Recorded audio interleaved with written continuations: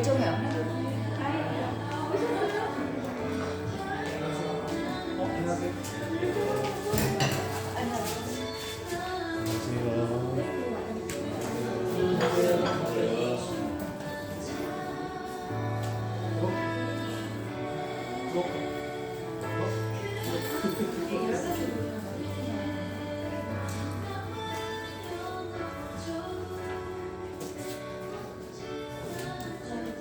할렐루야.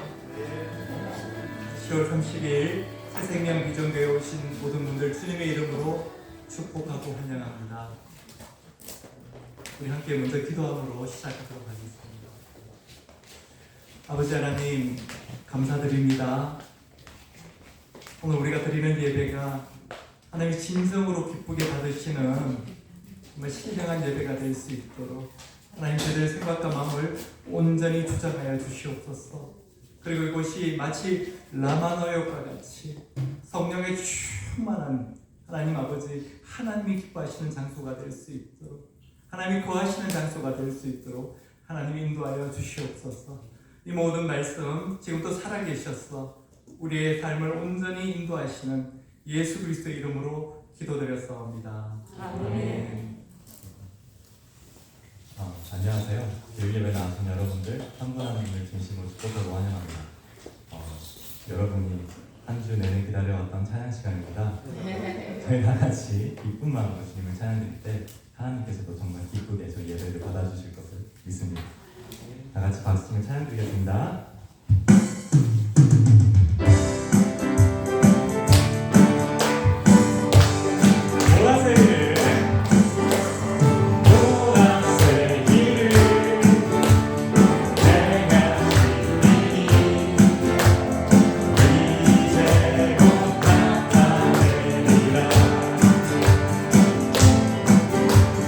주를 위하여 지으신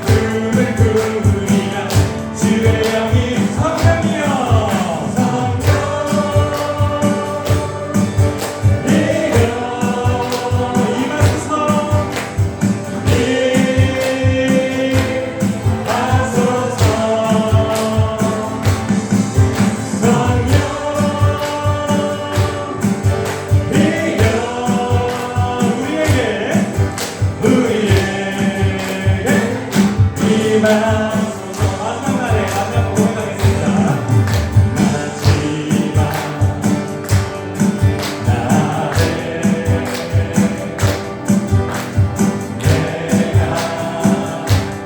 나의 영으로 모든 백성에게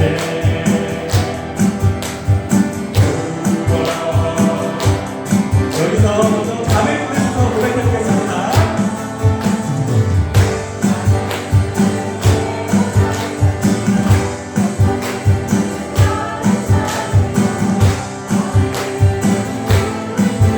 이제 형제님들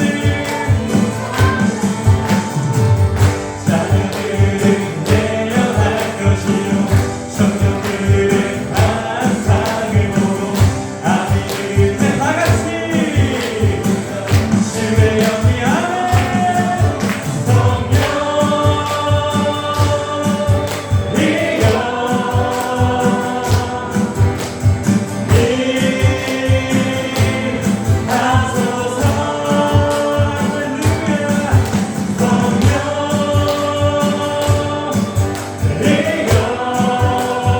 임하소서.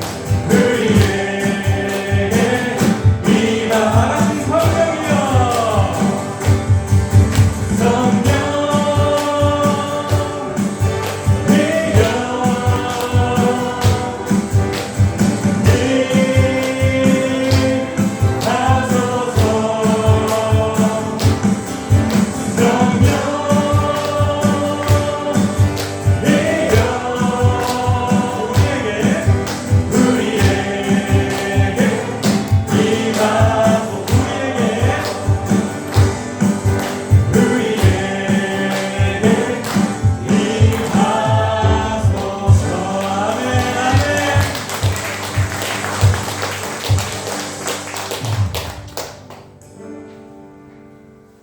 다음 찬양 계속해서 부르겠습니다.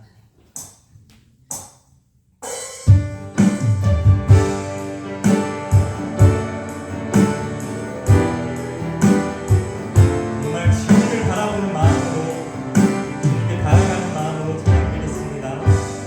내 눈 주의 영광을 보네.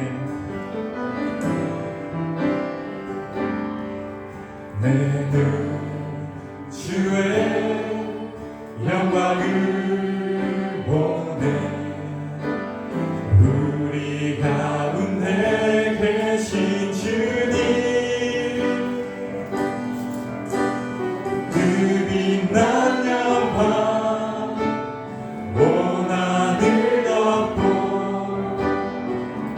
그 찬송 온 땅 가득해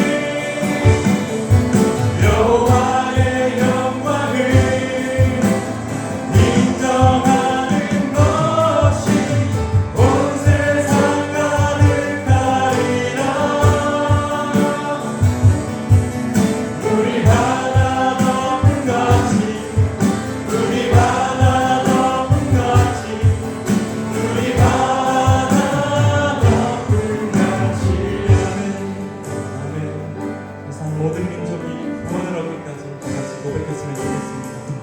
세상 모든 민족이 구원을 얻기까지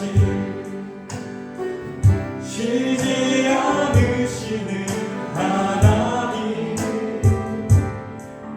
주의 심장 가지고 우리 이제 일어나 주 따르게 하소서. 세상 모든 육체가 주의 영광 보도록 우릴 부르시는 하나님, 주의 손과 날개로 세상을 치유하며 주 섬기게 하소서. 우리 바다 덮음같이 여호와의 영광을 인정하는 것이 온 세상 가득하리라. 우리 바다 덮음같이, 우리 바다 덮음같이, 우리 바다 오리라 그날에, 오리라 그날에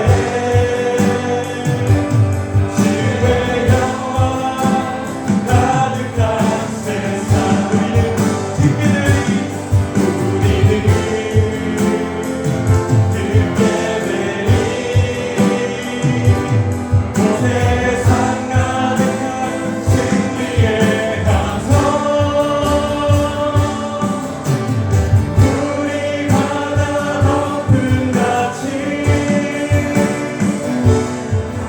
여호와의 영광을 인정하는 것이 온 세상 가득하리라. 우리 바다 덮음같이, 우리 저희 목소리로 다시 한번 고백했으면 좋겠습니다. 우리 바다 덮음같이, 우리 바다 덮음같이 여호와의 영광을 인정하는 것이 온 세상 가득하리라. 우리 바다 덮음같이, 우리 바다 덮음같이, 우리 바다 덮음같이. 주님, 저희 지금 이 자리에 저희 모두 주님의 영광을 위해서 모였습니다. 주님 영광 받아주시옵소서. 저희 예배를 받아주시옵소서. 저희가 찬양할 때, 예배를 드릴 때 저희 모든 것을 다 예배 드리오니 저희 교회를 축복하여 주시옵소서. 다 같이 교회를 위해서, 성도분들을 위해서 기도했으면 좋겠습니다. 다 같이 기도하시겠습니다.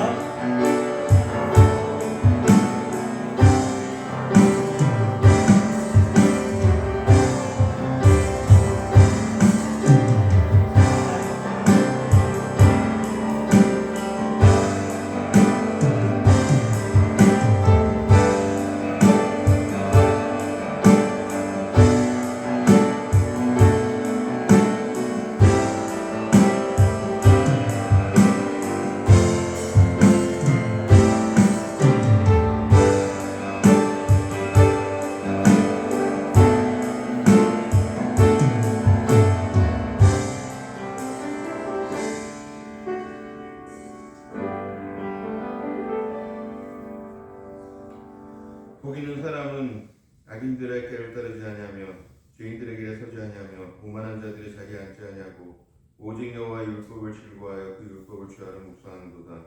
그는 시냇가에 심은 나무가 철을 따라 열매를 맺으며 그 하는 모든 일이 형통하리로다. 아버지 하나님, 저희들이 주님을 따르고 주님을 믿고 주님을 섬기고 있습니다. 저희들이 복 있는 자들입니다. 아버지 하나님, 날마다 저희들에게 말씀을 주시고 기도 가운데 나아가며 주님께서 철을 따라 열매를 맺으며 어려운 가운데서도 저희들의 삶이 형통할 수 있도록 저희들을 붙들어 주시기를 간절하게 기도드립니다. 아버지 하나님, 세계 평화를 위해서 기도드립니다. 너무나 세계적으로 어려움이 많이 있습니다. 우크라이나 가운데는 여전히 전쟁이 있고 중동 지역의 분쟁이 너무나 많습니다. 갈등이 많습니다. 물가는 많이 오르고 여러 가지 원자재가 부족해서 어려움을 많이 겪고 있습니다. 이런 가운데 저희들이 주님만을 붙들고 나아갑니다.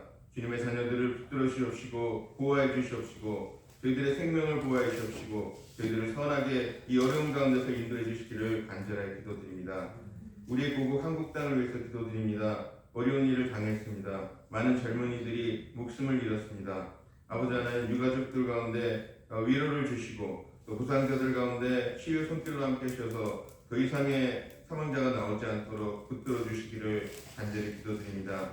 특별히 이번 기회를 통해서 한국의 젊은이들이 영적으로 깨어나고 주님께로 돌아오는 귀한 역사들이 있을 수 있도록 도와주시기를 간절하게 기도드립니다.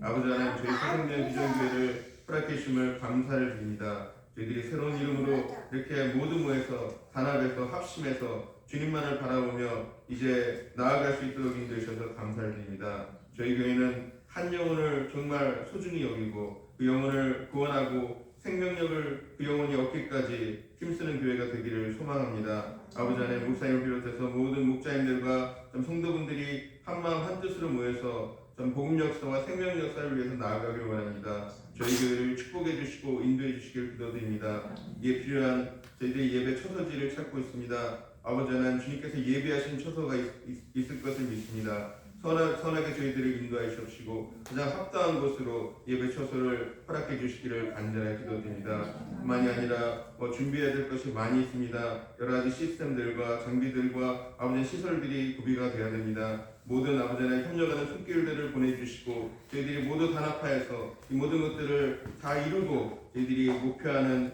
한 영혼을 위해서 나아가는 그런 귀한 교회로 아버지 하나님 섬겨 나갈 수 있도록 저희들을 축복하여 주시기를 간절하게 기도드립니다. 이를 위해서 목장 사역을 축복해 주시길 기도드립니다. 각 목자 가정들을 주님 붙들어 주시옵시고 목장의 한 영혼 한 영혼 주님께서 붙들어 주셔서 그 목장 가운데서 놀라운 생명 역사와 구원 역사가 충만할 수 있도록 인도하여 주시옵소서. 아버지 하나님, 또한 이를 위해서 저희들이 각자들이 다 주님 앞에서 영적으로 준비하고 훈련해야 되는 것이 필요합니다. 생명의 삶을 비롯해서 여러 가지 삶 공부와 성경 공부를 통해서 성경 통독을 통해서 저희들이 주님 앞에서 더욱더 영적으로 성장하고 제자들로 세워나감 받을 수 있도록 주님께서 도우시기를 간절하게 기도드립니다. 아버지 하나님, 특별히 또 예배를 섬기는 종들 함께 하시옵소서. 저희 찬양팀과 미디어팀 또 친교부와 그 모든 섬기는 아버지 하나님 종들 가운데 부서들 가운데 힘을 주셔서 저희들이 한 마음으로 이 교회를 이끌어 나가는데 부족함 없게 하시옵시고 풍성한 은혜가 넘치는 예배를 섬기는데 부족함 없게 도와주시옵소서. 아버지 하나님, 예배 첫 시간입니다. 말씀의 종으로 세우신 원성재 목사님을 강건하게 붙들어 주시옵시고 성령 충만하게 하시옵시고 준비하신 말씀을 담대히 선포하실 때 저희들에게 큰 은혜가 되고 도전이 되는 귀한 말씀 선포하실 수 있도록 인도하여 주시옵소서. 예배 마치는 시간까지 시종일관 성령으로 함께 해주시길 기도드리며 이 모든 말씀 예수님의 이름으로 기도드렸습니다. 아멘.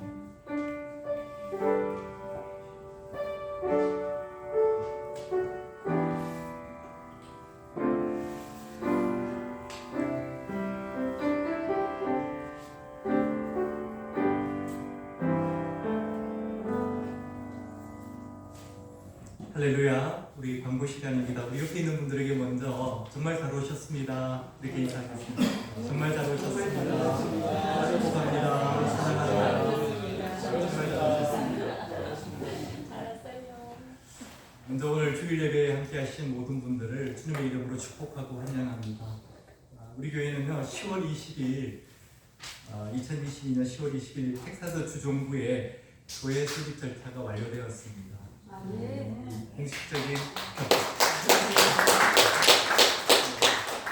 공식적인 교회 이름은 New Life Vision Church, 새생명 비전 교회가 되겠습니다.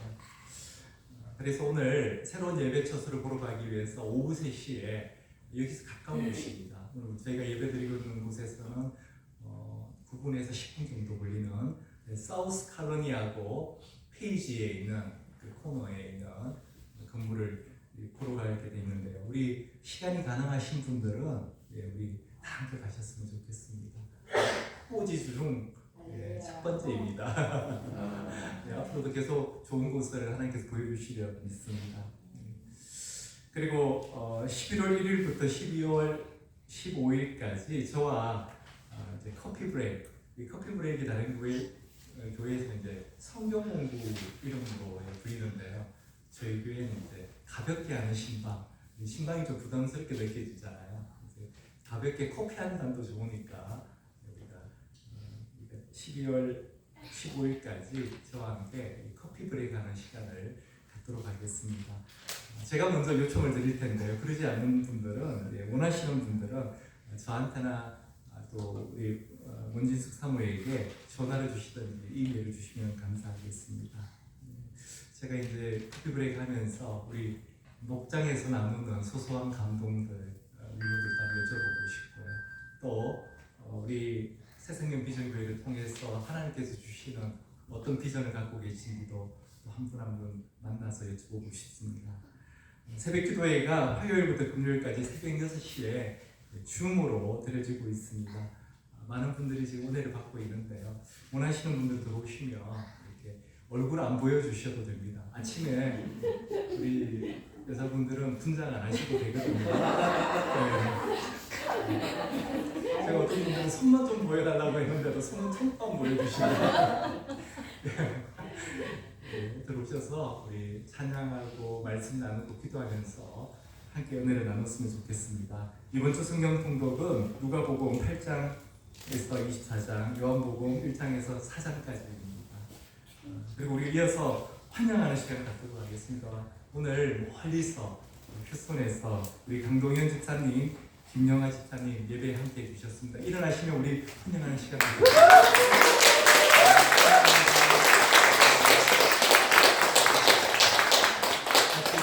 감사드립니다. 우리 함께 일어나셔서 주님의 성령 올려드리면서 신앙 고백드리는 시간 갖도록 하겠습니다.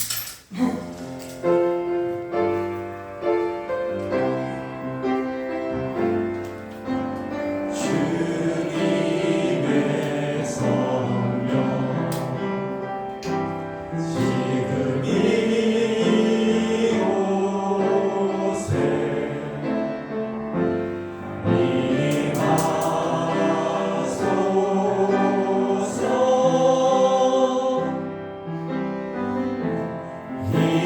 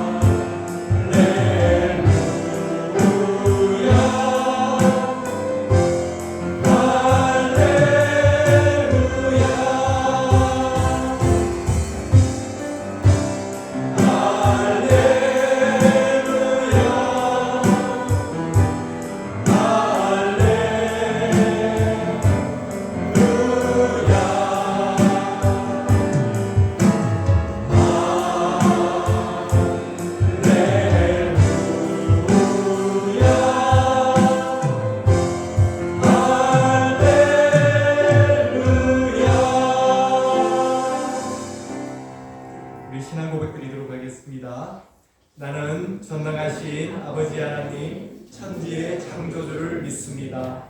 나는 그의 유일하신 아들 우리 주 예수 그리스도를 믿습니다. 그는 성령으로 잉태되어 동정녀 마리아에게 나시고 본디오 빌라도에게 고난을 받아 십자가에 못 박혀 죽으시고 장사된 지 사흘 만에 죽은 자 가운데서 다시 살아나셨으며 하늘에 오르셔 전능하신 아버지 하나님 우편에 앉아 계시다가 거기로부터 살아있는 자와 죽은 자를 심판하러 오십니다. 나는 성령을 믿으며 거룩한 교회와 성도의 교제와 죄를 용서하는 것과 몸의 부활과 영생을 믿습니다. 아멘. 우리 함께 오늘 새생명 기준교회에게 주신 하나님의 말씀 함께 공독하도록 하겠습니다. 출애굽기 34장 29절로부터 35절 말씀입니다. 출애굽기 34장 29절로부터 35절 말씀입니다. 우리 한 목소리로 읽도록 하겠습니다. 모세가 그 전구의 두 판을 모세의 손에 들고 시내산에서 내려오니 그 산에서 내려올 때 모세는 자기가 여호와와 말하였으므로 말미암아 얼굴 피부에 광채가 나나 깨닫지 못하였더라. 아론과 온 이스라엘 자손이 모세를 볼 때에 모세의 얼굴 피부에 광채가 남을 보고 그에게 가까이 하기를 두려워하더니 모세가 그들을 부르매 아론과 회중의 모든 어른이 모세에게로 오고 모세가 그들과 말하니 그 후에야 온 이스라엘 자손이 가까이 오는지라. 모세가 여호와께서 시내산에서 자기에게 이르신 말씀을 다 그들에게 명령하고 모세가 그들에게 말하기를 마치고 수건으로 자기 얼굴을 가렸더라. 그러나 모세가 여호와 앞에 들어가서 함께 말할 때에는 나오기까지 수건을 벗고 있다가 나와서는 그 명령하신 일을 이스라엘 자손에게 전하며 이스라엘 자손이 모세의 얼굴의 광채를 보므로 모세가 여호와께 말하러 들어가기까지 다시 수건으로 자기 얼굴을 가렸더라. 아멘. 앉으시겠습니다. 우리 함께 기도하도록 하겠습니다. 아버지 하나님, 오늘 이 예배 가운데 함께하여 주시옵소서. 오늘 이 예배에 참석한 하나님의 자녀들 온전히 은혜 받고 돌아갈 수 있도록 하나님 붙들어 주시고 역사하여 주시옵소서. 생각과 마음을 온전히 주관하여 주시옵소서. 그래서 말씀이 깨달아지는 그 은혜를 입도록 그리고 깨달아지는 그 말씀에 결단하는 마음을 허락하여 주시옵소서. 하나님 아버지, 오늘도 이 부족한 종이 아버지께서 주신 말씀을 전합니다. 하나님 아버지, 이 부족한 종이 말씀 전할 때 저희 입술과 생각과 마음을 온전히 주장하여 주셔서 하나님 아버지 부족하지 않게 하여 주시고 넘치도록 축복하여 주시옵소서. 하나님 아버지, 오늘 말씀 가운데 하나님의 살아계심을 느끼며 하나님의 살아계심을 인정하는 저희들이 될 수 있도록 고백하는 저희들이 될 수 있도록 인도하여 주시옵소서. 이 모든 말씀 살아계시고 역사하시는 예수 그리스도 이름으로 기도드렸사옵니다. 아멘. 할렐루야. 오늘 말씀의 제목은 참된 겸손함이라는 제목입니다. 오늘 이 제목으로 함께 말씀을 나누도록 하겠습니다. 16세기 종교개혁이 일어나기 전에요, 종교개혁이 일어날 수 있도록 미끄럼이 됐던 분들이 많이 있습니다. 그 중에 한 분이 사보나롤라라는 유명한 설교자가 있는데요. 이분이 어느 날 산책을 하다가 성당들에 있는 마리아상 앞에서 이렇게 경건하게 기도하는 한 부인을 만나게 되었습니다. 근데 그 다음날 또 그곳을 지나가다 보니 그 부인이 또 경건하게 그 마리아상 앞에서 기도를 하고 있는 겁니다. 근데 이분이 유심히 그 연예인 살펴봤더니 매일매일 그 마리아상 앞에 나온다는 것입니다. 그래서 그 모습을 보면서 이 사보나롤라가 감동을 받은 겁니다. 근데 어느 날 자기 동료와 함께 그곳을 지나가다가 또 그분이 거기에서 기도하는 모습을 보게 되었습니다. 그래서 그 친구에게 이렇게 이야기합니다. 야, 정말 저 부인은 정말 신앙이 깊은 사람이야. 얼마나 경건한지 모르겠어. 이렇게 이야기했더니 그 친구가 이러는 겁니다. 자네 그 이야기 못 들었어? 사실 오래전에 저 마리아상을 조각한 조각가가 마리아상을 조각하기 위해서 모델을 찾았는데 바로 그 여인이 바로 저 여인이야. 예. 근데 저 여인은 그날 이후로 마리아상이 세워진 그날 이후부터 매일 하루도 빠지지 않고 저기로 출근한다네. 그 여인은요, 신앙이라는 이름으로 사실은 자기를 숭배하고 있었던 것입니다.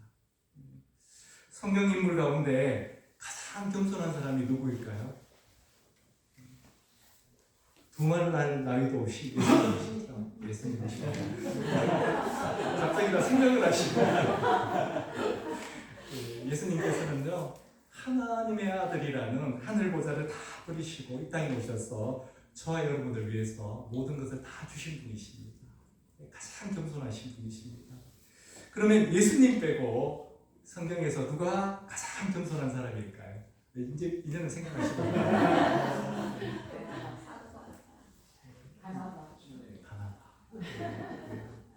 다 겸손하신 분들이죠. 다 겸손한 분들. 근데 말씀에 나옵니다. 민수기 12장 3절에 나옵니다. 민수기 12장 3절 세 번역으로 읽어보도록 하겠습니다. 모세로 말하자면 땅 위에 사는 모든 사람 가운데서 가장 겸손한 사람이다.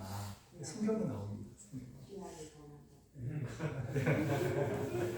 네, 그래서 오늘 말씀이요. 오늘 우리 본문이 이 모세가 그렇게 겸손했던 사람이라는 것을 보여주는 아주 좋은 예가 된다는 것입니다. 오늘 본문의 배경을 먼저 살펴보면 모세가 하나님께 이 십계명을 받았잖아요. 두 돌판에. 그래서 근데 모세가 이 십계명을 받고 늦게 내려오니까 어떤 일이 일어났습니까? 이스라엘 백성들이 기다리지 못하고 금송아지를 만든 사건, 여러분 아시죠? 금송아지를 만들게 됩니다. 이 금송아지가 이제 우리 이스라엘 백성을 앞으로 인도하게 될 우리의 신이라고 우상 숭배를 하게 된 것입니다. 그런데 모세가 이 두 달판을 받아서 이렇게 내려오다가 그 광경을 목격하게 된 것이죠. 얼마나 화가 났겠습니까? 그러니까 모세가 두 돌판을 산 밑으로 던져버립니다. 다 깨져버린 거죠. 근데 하나님께서 모세의 기도를 들으시고 다시 한번 기회를 주시죠. 그래서 다시 시내산으로 올라오라고 해서 다시 모세가 하나님께서 만들어주신 그 두 돌판을 가지고 지금 내려오는 장면이 오늘 본문입니다. 근데 어떤 일이 일어났습니까? 전혀 예상치 못한 일이 일어난 것입니다. 모세의 얼굴에서 광채가 나는 것입니다. 광채가. 모세의 얼굴에 광채가 났다는 것은요, 요즘 우리 여자분들이 피부 관리를 잘하게 되면 여기도 계신데 이렇게 얼굴이 환하게 되는 그 정도가 아니고요. 또 우리 남자분들도 건강 관리를 잘하게 되면 얼굴이 환하게 되시잖아요. 그 정도가 아니고 사람들이 모세에게 가까이 오는 것이 두려워할 정도로 그렇게 광채가 났다는 것입니다. 신적인 영광, 그런 광채가 모세의 얼굴에 나타났다는 것입니다. 그래서 모세가 사람들이 가까이 오지 않으려고 하니까 모세가 어떻게 하느냐면요, 먼저 그의 형 아론과, 여기 우리 본문에는 어른이라고 표현하는데요, 지도자들을 가까이 오게 합니다. 그래서 그들과 이야기하는 것을 이렇게 보여주면서 다른 이스라엘 백성들이 모세에게 가까이 오도록 그렇게 하는 겁니다. 모세도요, 자기 얼굴에 그런 광채가 났다는 것을 몰랐다고 성경은 이야기합니다. 29절 하반절입니다. 그 산에서 내려올 때에 모세는 자기가 여호와와 말하였으므로 말미암아 얼굴 피부에 광채가 나나 깨닫지 못하였더라.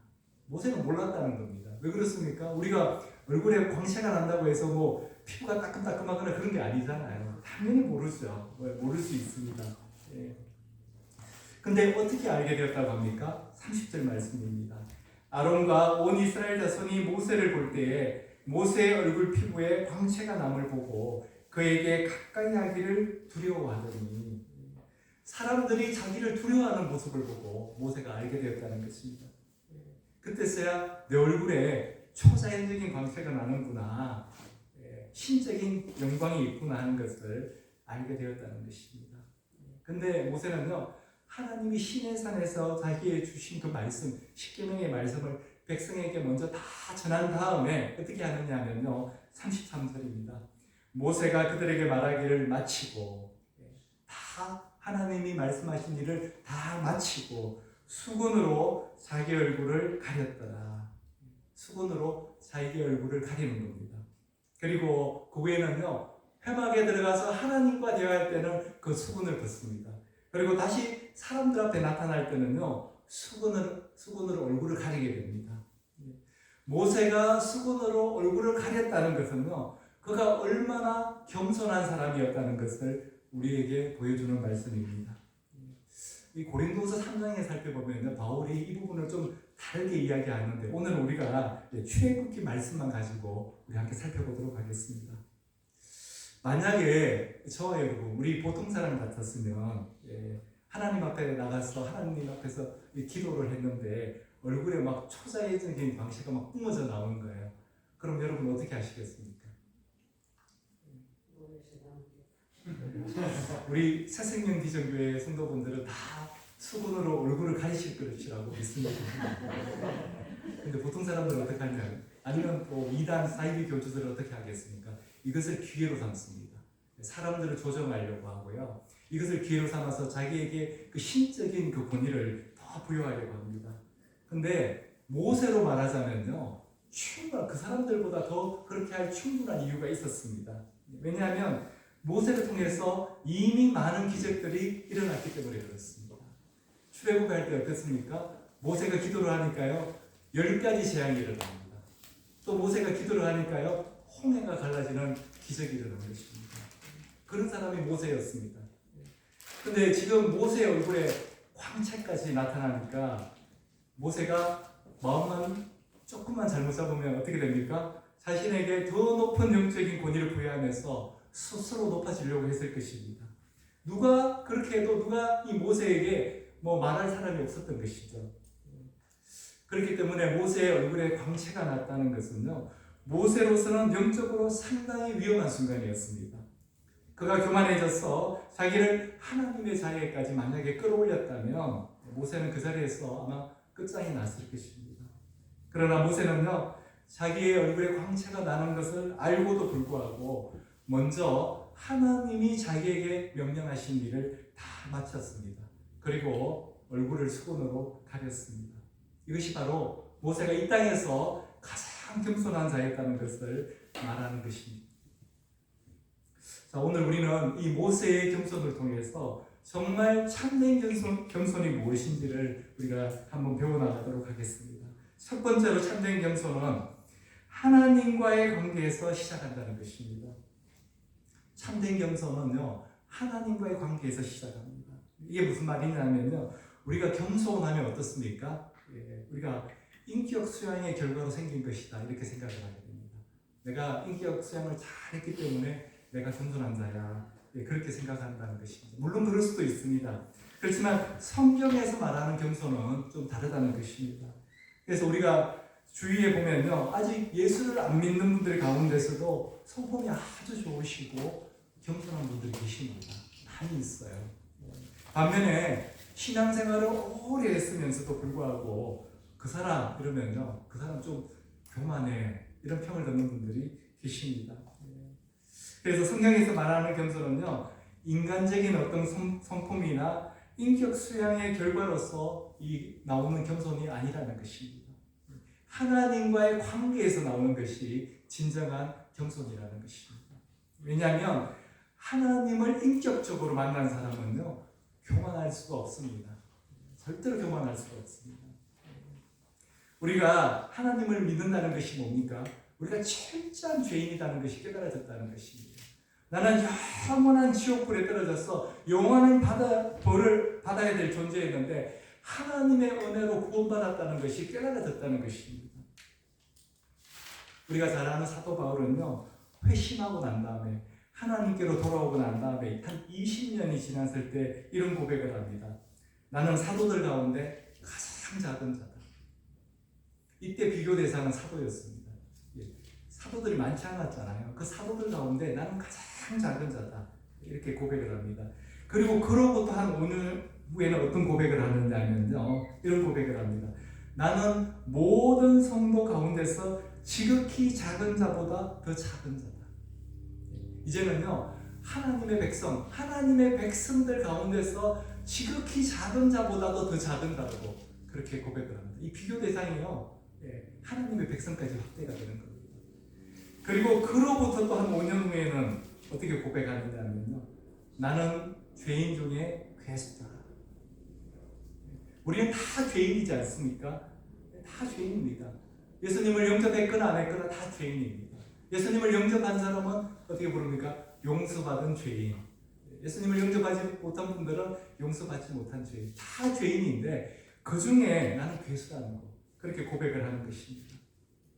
사실 바울은 얼마나 대단한 사람이었냐면요, 나는 8일 만에 할례를 받고 이스라엘 족속이요, 베냐민 지파요, 히브리인 중에 히브리인이요, 율법으로는 바리새인이었다고 바울은 이야기했습니다. 그뿐입니까?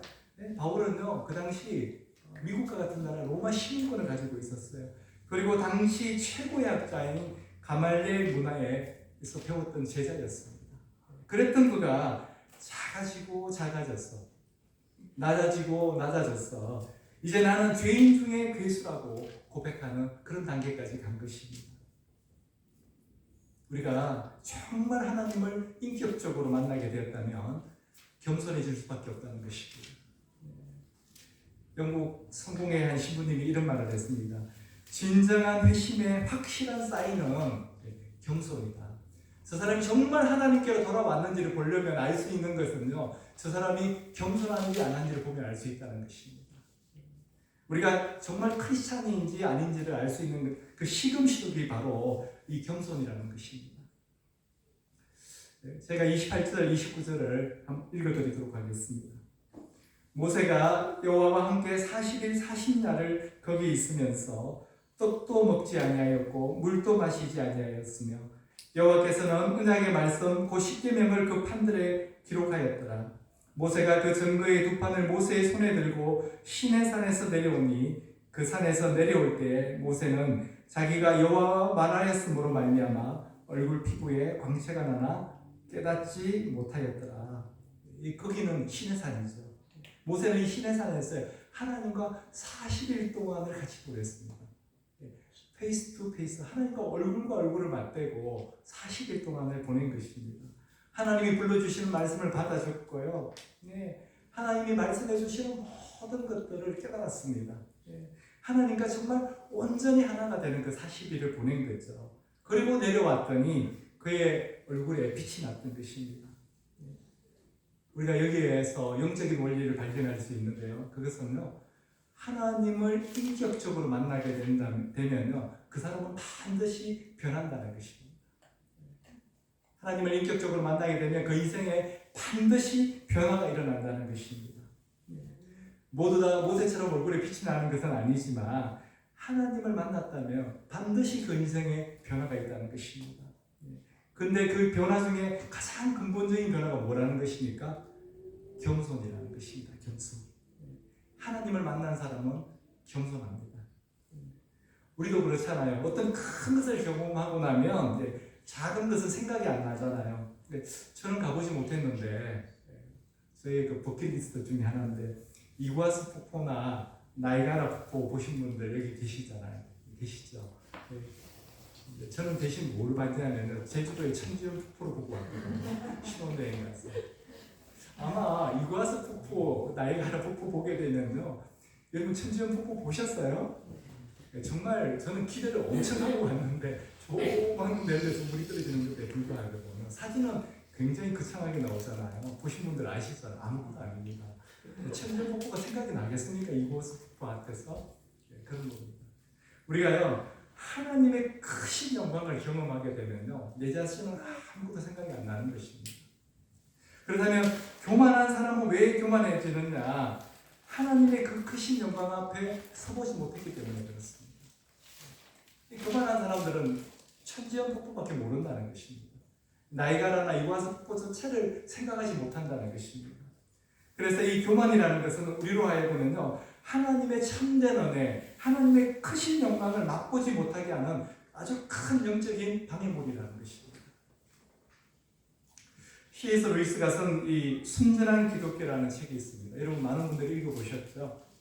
거기 나오는 글을 오늘 제가 몇 개 소개하려고 합니다.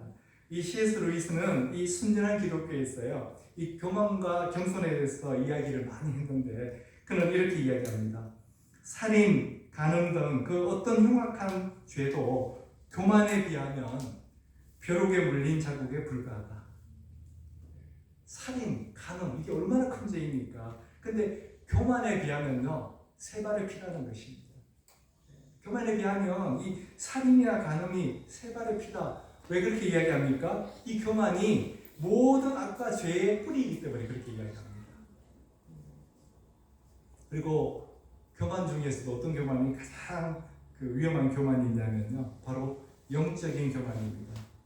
사실 이 영적인 교만은요 자기 신분을 망각했기 때문에 일어나는 교만입니다. 영적으로 주제 파악을 못한다는 거죠. 영적으로 교만한 사람은요 하나님 앞에서 자기가 어떤 존재인지를 깨닫지 못하고 있다는 것입니다. 자기가 정말 하나님 앞에서 교만한 죄인이었는데 용서받았다는 것을 깨닫지 못하고 있다는 것입니다. 반면에 겸손한 사람은 어떻습니까? 하나님 앞에서 나는 용서받은 죄인이다. 이게 깨달아진다는 것입니다. 그래서 하나님의 은혜를 의지해서 살아야 되겠다. 그렇게 결단하는 사람이 바로 겸손한 사람이라는 것입니다. 이런 은혜가 있기를 주님의 이름으로 축원합니다. 우리 자신의 신분을 망각하게 되면요, 우리 삶 가운데 큰 위험이 닥칩니다. 그것을 아주 잘 이렇게 이야기해주는 우화가 하나 있는데요. 기러기 한 쌍이 있었습니다. 기러기가 날씨가 추워지니까 이제 따뜻한 남쪽 나라로 가서 겨울을 보내야 되겠다 이렇게 생각하고 이제 따뜻한 남쪽 나라로 갈 채비를 하게 됩니다. 근데 그때 개구리가 찾아왔습니다. 개구리하고는 그동안 이 한 우물에서 이 연못에서 이렇게 좋은 시간을 많이 보냈던 친하게 되었어요. 근데 그 개구리가 이 기러기에게 이야기합니다. 나도 좀 데려가줘. 나도 좀 데려가줘. 근데 이 기러기가 생각을 해보니까요, 먼 거리잖아요. 남쪽 나라는 뭐 개구리와 같이 뛰어갈 수도 있고 이 불가능하잖아요. 근데 개구리를 보니까 너무 불쌍한데 그 개구리한테 이야기합니다. 혹시 우리가 너를 데리고 갈 방법이 있으면 우리한테 이야기해줘. 그럼 우리가 너를 데리고 갈게. 이렇게 이야기를 했습니다. 그랬더니 개구리가 하루 종일 생각을 합니다. 그리고 기가 막힌 생각을 생각해낸 것입니다. 그리고 기러기를 찾아왔는데요. 뭘 들고 왔냐면 이 갈대를 하나 들고 왔습니다. 갈대를 하나 들고 와서 기러기에게 이렇게 이야기합니다. 너희들이 이 양쪽의 갈대를 꽉 발로 잡고 가면 내가 입으로 그 갈대를 물고 갈게. 이렇게 이야기를 합니다. 근데 이 기러기가요, 들어보니까 말이 되거든요. 그렇게 해보자 하고 이제 드디어 이제 양쪽의 갈대를 꽉 물고 기러기 부부가 그 중간에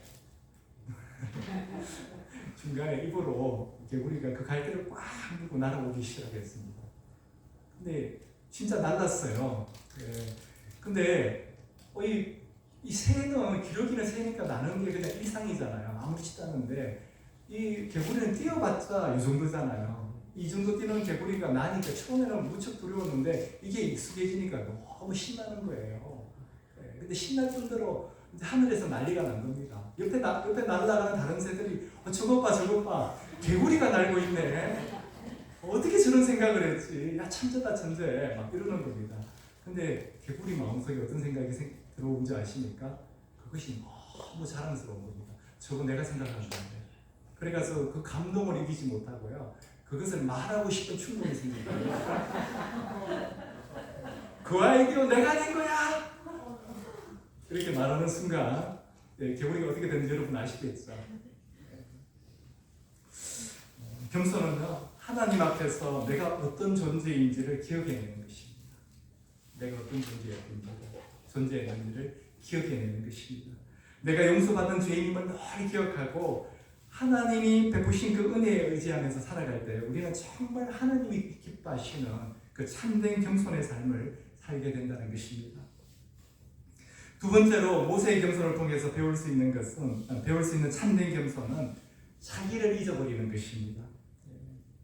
우리가 성경에서 모세에 관한 말씀들을 이렇게 계속 읽다 보면요, 이 반복되는 말씀들이 계속 나타납니다. 그게 뭐냐면요, 엎드린다는 것입니다. 엎드린다. 모세는 잘 엎드리는 사람이었습니다. 사람 앞에서도 잘 엎드렸고요. 하나님 앞에서도 잘 엎드렸습니다. 모세가 가나안 땅에 12정탐꾼을 보냈는데 그 정탐꾼들이 돌아와서 이렇게 백성들 앞에서 보고를 하지 않습니까? 근데 아주 부정적인 보고를 하죠. 그 말 듣고 이스라엘 백성들이 통곡을 하면서 우리 다시 애굽 땅으로 돌아야겠다고 그렇게 이야기를 하는 겁니다. 민수기 14장 3절에서 5절 말씀입니다. 읽어드리도록 하겠습니다. 어찌하여 여호와가 우리를 그 땅으로 인도하여 칼에 쓰러지게 하려 하는가? 우리 처자가 사로잡히리니 애굽으로 돌아가는 것이 낫지 아니하랴. 이에 서로 말하되 우리가 한 지휘관을 세우고 애굽으로 돌아가자 하매 모세와 아론이 이스라엘 자손의 온 회중 앞에서 엎드린지라. 여러분 지금 모세가요 죄를 지어서 이스라엘 자손들 앞에 엎드린 게 아닙니다. 근데 모세가 엎드렸어요. 또 고라의 자손들과 그의 추종자들이 모세 앞에서 반역을 일으키는 사건이 있었습니다.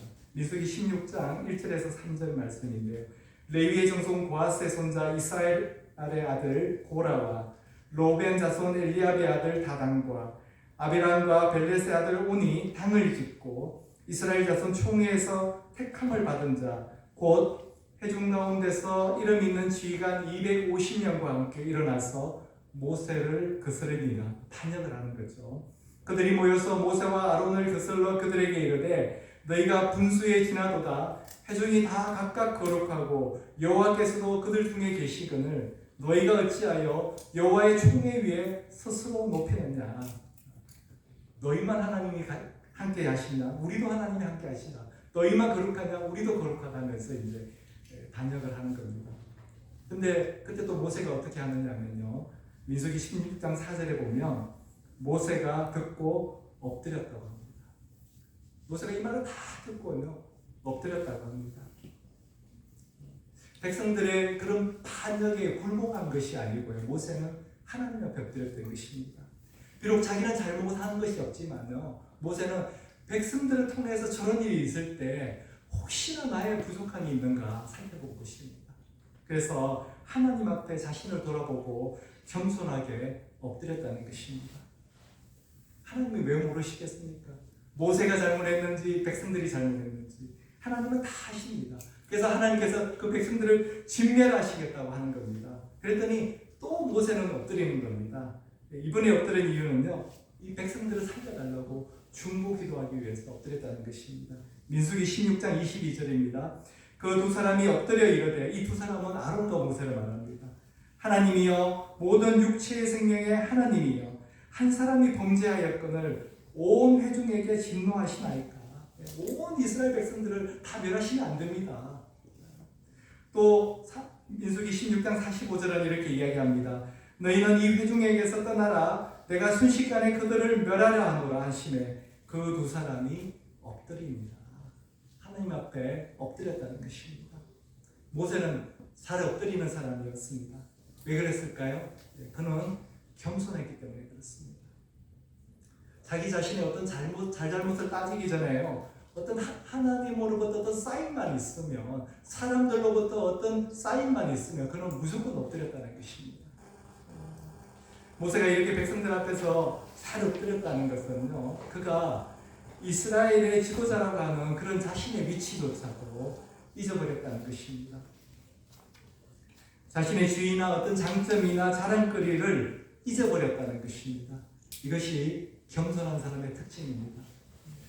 C.S. 루이스가요 기가 막힌 말을 하나 했습니다. 한번 들어보세요. 교만한 사람은 교만한 사람을 알아보지만 겸손한 사람은 자신이 겸손한 것을 알지 못한다. 근데 조금 이상하죠. 마음에 와닿는데 조금 이상하죠. 이게 부드럽게 들리면 어떻게 됩니까? 교만한 사람은 교만한 사람을 알아보고 겸손한 사람은 겸손한 사람을 알아본다. 이렇게 돼야 좀 부드럽잖아요. 근데 겸손한 사람은 자신이 겸손한 것을 알지 못한다. 자신이 겸손한 줄을 모른다. 이렇게 이야기하니까요. 어떻습니까? 더? 정말 참된 겸손이 무엇인지를 깨닫게 되지 않습니까? 진짜 겸손한 사람은요. 자신이 겸손한지조차도 모른다는 것입니다. 또 C.S. 루이스는 계속 말합니다. 교만한 사람은 하나님이 자신을 누구보다 월등하게 보신다고 생각한다. 이 교만한 사람의 특징입니다. 하나님이 정말 그렇게 보실까요? 그게 착각입니다. 착각. 이 모든 걸요 우리가 이렇게 평지에서 보면 다르게 보이죠. 키 180이신 분하고 키 160인 분은 이 평지에서 보면 분명히 차이가 있습니다. 근데 앵글을 바꿨어요. 저 하늘에서 보면 어떻습니까? 하나님의 관점에서 보면요 다 똑같습니다. 그걸 우리가 이렇게 말하잖아요. 도토리 키재기라고. 다 똑같습니다. 하나님이 보시기에는 다 똑같다는 것입니다. 그래서 성경은요 모든 사람이 죄를 범하였음에 하나님의 영광에 이르지 못했다고 그렇게 말씀하고 있습니다.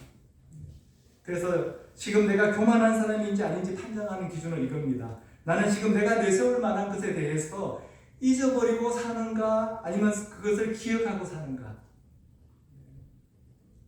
이것이 내가 교만한 사람인지 겸손한 사람인지를 판단하는 기준이라는 것입니다. 내가 내세울 만한 거 여러분 많지 않습니까? 저도 조금 있거든요. 제가 자주 말씀드리죠. 그 주일에 설교는요 먼저 저한테 하는 거라고. 이게 왜 제가 이 말씀을 드리냐면요, 주일날 목장을 했는데 제가 목장에서 시작하자마자 제 자랑 엄청 했거든요. 네. 아니 제가 이번 주 설교 제목이 참된 겸손이라는 걸 목장에서 잊어버렸어요. 네. 이 영적인 교만, 이 교만은요 우리한테 암과 같은 존재입니다. 암과 같은. 여러분 암에 걸리면요 보통 일반 치료로는 치료하지 않잖아요. 어떤 특별한 치료를 하죠. 아주 큰 수술을 하잖아요. 우리에게 이 교만이라는 영적인 암이 생기면요 큰 수술을 해야 되는데 그 큰 수술이 뭐냐면요 바로 모세가 하나님과 보낸 그 40일입니다. 우리가 하나님 앞에 있어요 완전히 발가벗겨지는 것입니다. 우리 수술대에 올라가면 그렇잖아요.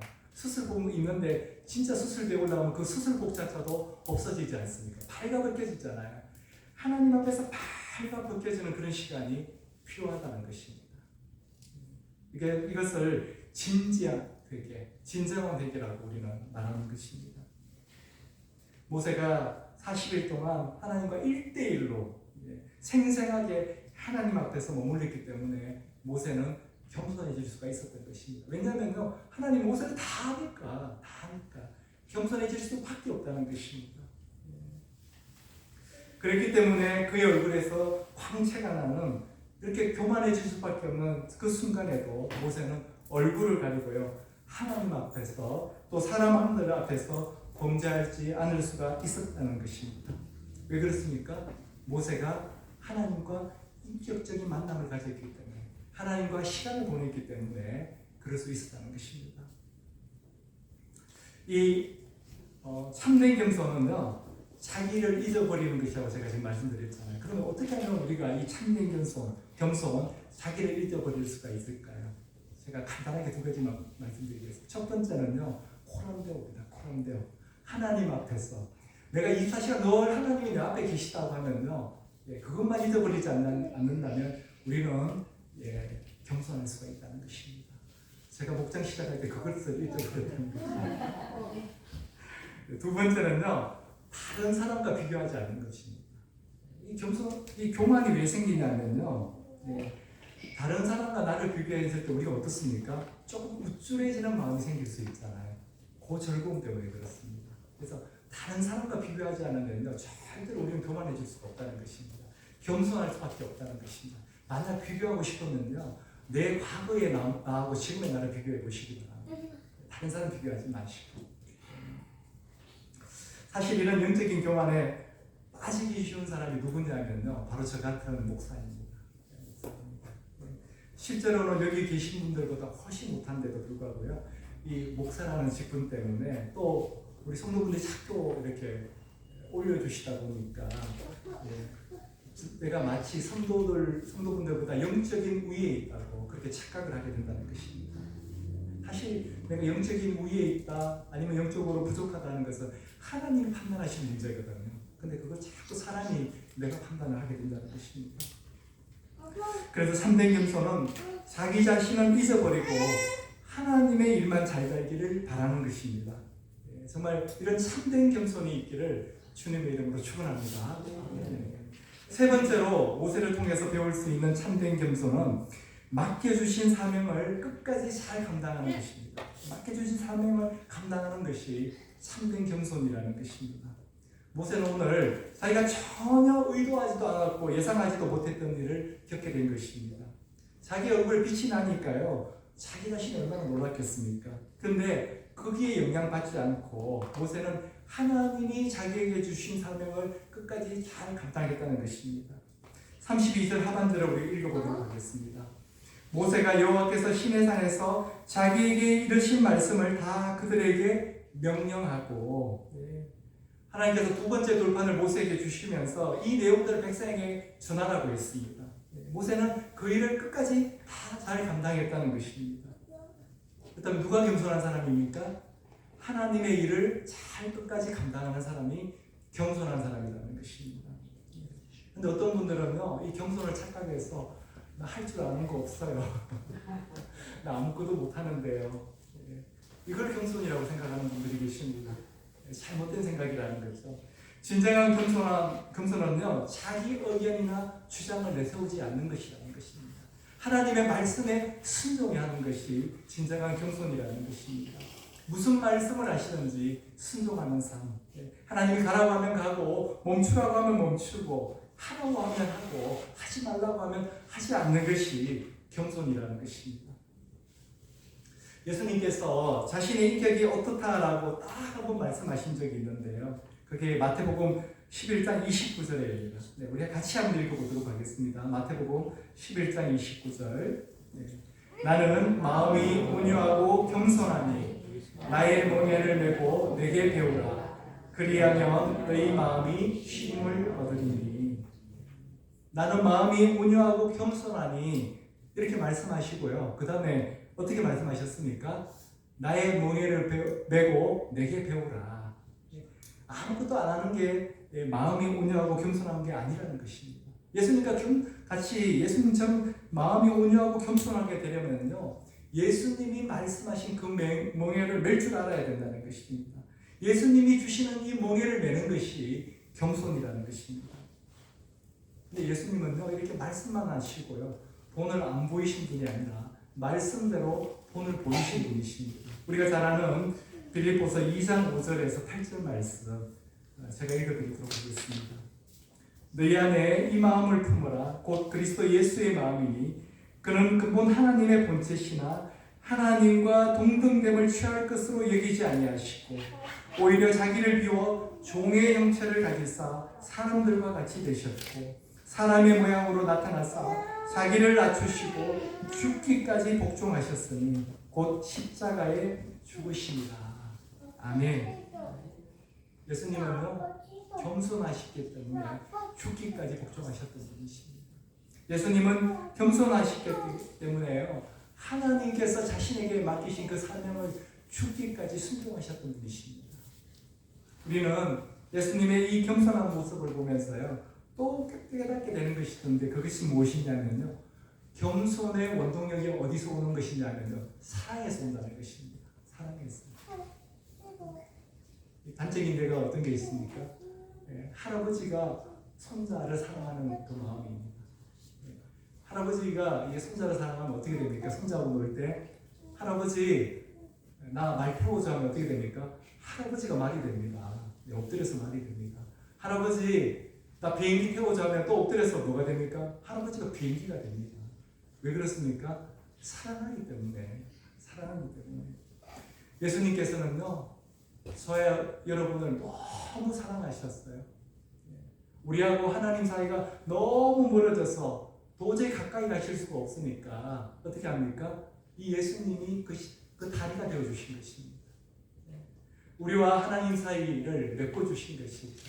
예수님은 우리 인생 가운데 사랑의 브릿지가 되어주신 분이십니다.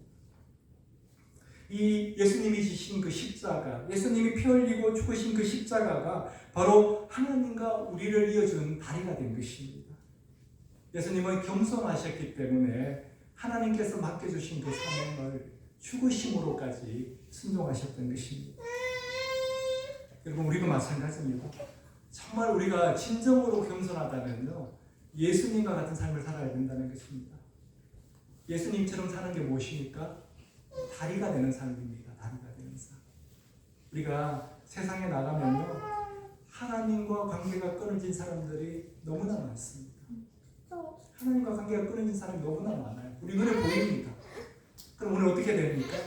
그 사람들에게 다가가서 하나님과 그 사람들 사이에 다리가 되어 줘야 된다는 것입니다. 우리가 그 브릿지가 되어 줘야 된다는 것입니다. 근데 어떤 사람들은요, 그렇게 다리같이 살지 않고 자기만의 성을 담고 사는 사람들이 있습니다. 그것이 바로 겸손한 사람과 교만한 사람의 차이라는 것입니다. 우리가 하나님의 다리 역할, 예수 그리스도와 같이 그 십자가 사랑의 다리 역할을 한다는 것이 하나님께서 우리에게 주신 본질적인 사명이라는 것을 깨닫는 복된 시간이 되시기를 주님의 이름으로 축원합니다. 우리가 정말 겸손한 삶을 살기 위해서는요, 예수님께서 우리에게 베풀어 주신 그 십자가 사랑과 은혜가요, 우리의 심령 속에 부어져야만 합니다. 그럴 때 우리는 진정으로 겸손한 사람이 될 수 있다는 것입니다. 이 겸손은 내 힘으로는 안 됩니다. 내 인격 수양, 내 인격 훈련으로는 불가능하다는 것입니다. 하나님께서 우리에게 베풀어 주신, 예수님이 우리에게 주신 그 사랑이 부어져야만 가능하다는 것입니다. 그래서 모세처럼 하나님이 인정하시는 겸손한 하나님의 자녀들이 다 되시기를 예수님의 이름으로 축복합니다. 우리 함께 기도하겠습니다. 우리 오늘 주신 말씀을 생각하면서 우리 간절하게 기도하는 시간 갖도록 하겠습니다. 정말 하나님께서 정말 인정해 주시는 그 참된 겸손, 그 겸손의 삶을 살아가는 우리가 다 되게 해달라고 우리 기도하는 시간 갖도록 하겠습니다. 우리 함께 통성으로 기도하겠습니다. 살아계신 아버지 하나님 감사드립니다.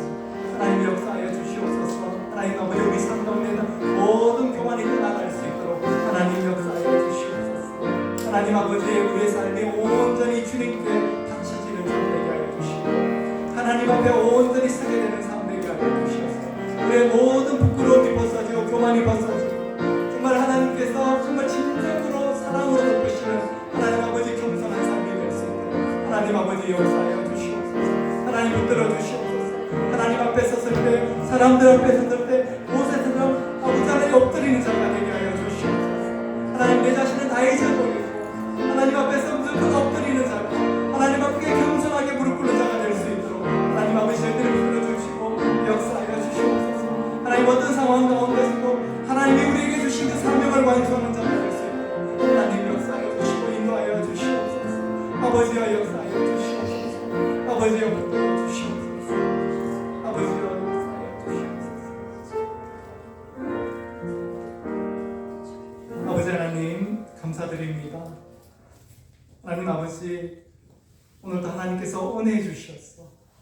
하나님 아버지 이 말씀을 온전히 깨달도록 하나님 부어주신 은혜들 감사드립니다.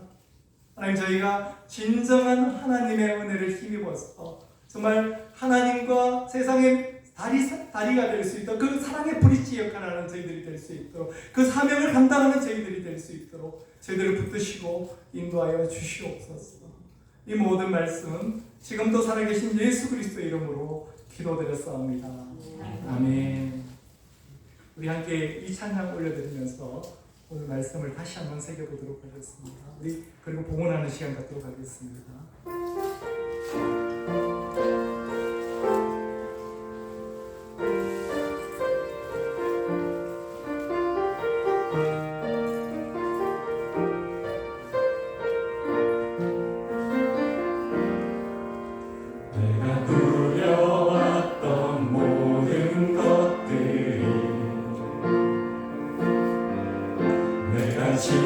지나왔던 모든 시간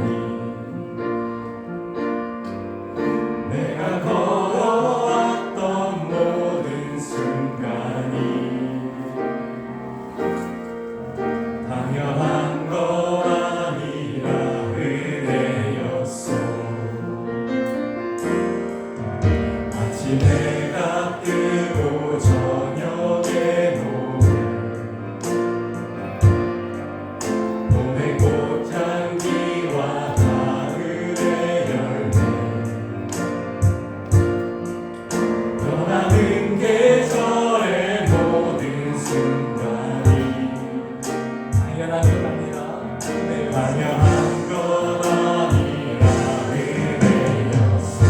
모든 것이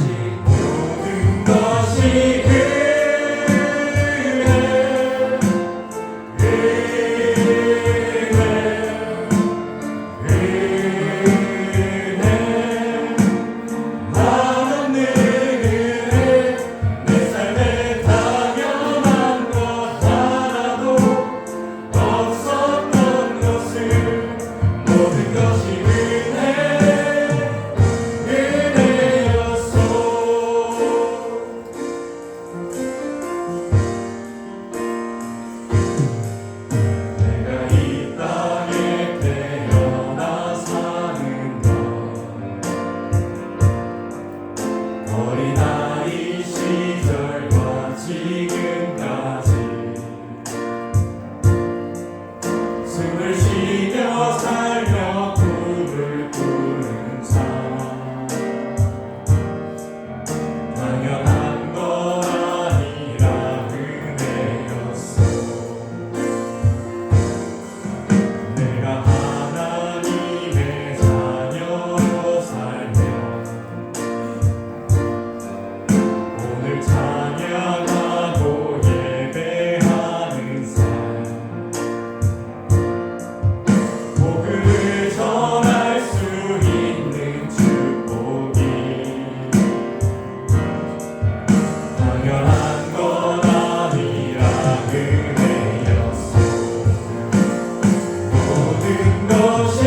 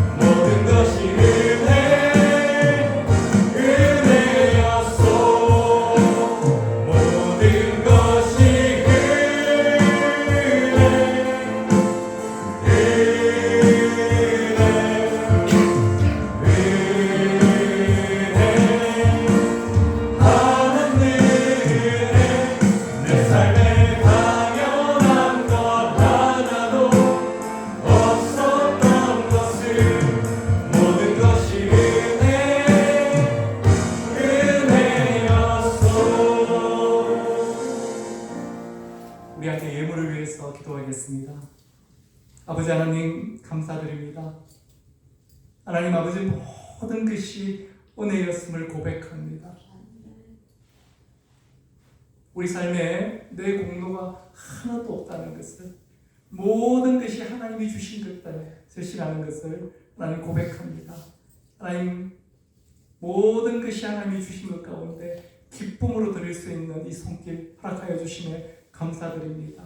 하나님 아버지 기쁨으로 진정으로 하나님 드린 이 손길들을 축복하여 주시고 그 가정과 일터와 그 개인의 삶 가운데 하나님 역사하여 주시옵소서. 만나 주시고 인도하여 주시옵소서. 하나님 아버지 우리 성도분들 가운데 아픈 자들이 있습니다. 힘들어하는 분들이 계십니다. 하나님 아버지 그 아픔의 아버지 가운데 역사하여 주시고 하나님 그 힘든 일 가운데 역사하여 주시옵소서. 하나님께서 하나님의 하나님 되심을 그들의 삶 가운데 나타내 주시옵소서. 이 모든 말씀 살아계신 예수 그리스도 이름으로 기도드렸사옵니다. 아멘.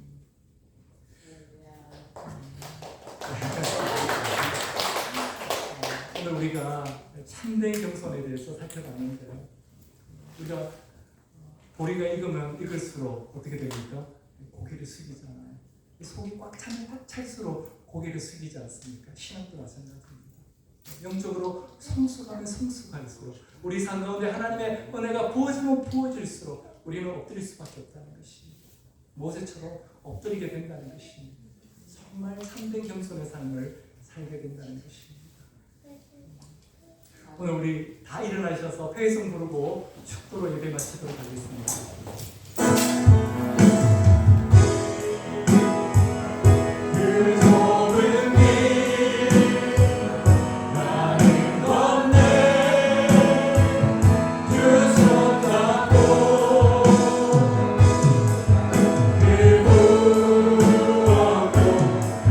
두렵지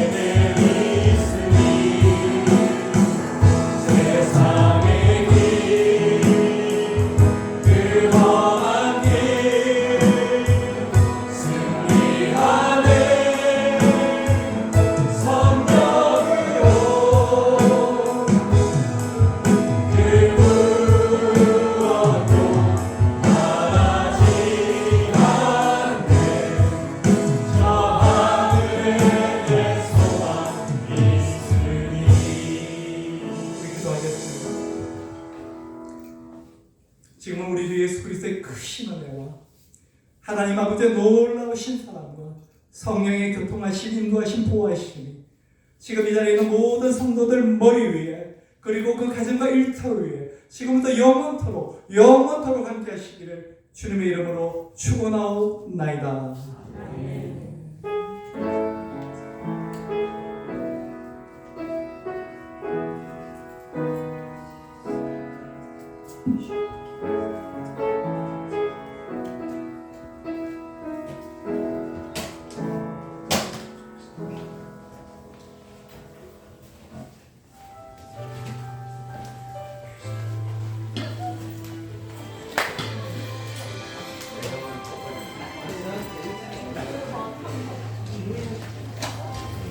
범이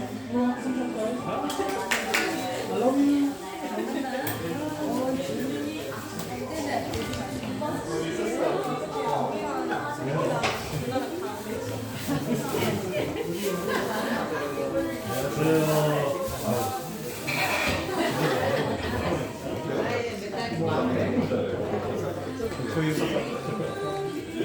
너무 힘든데.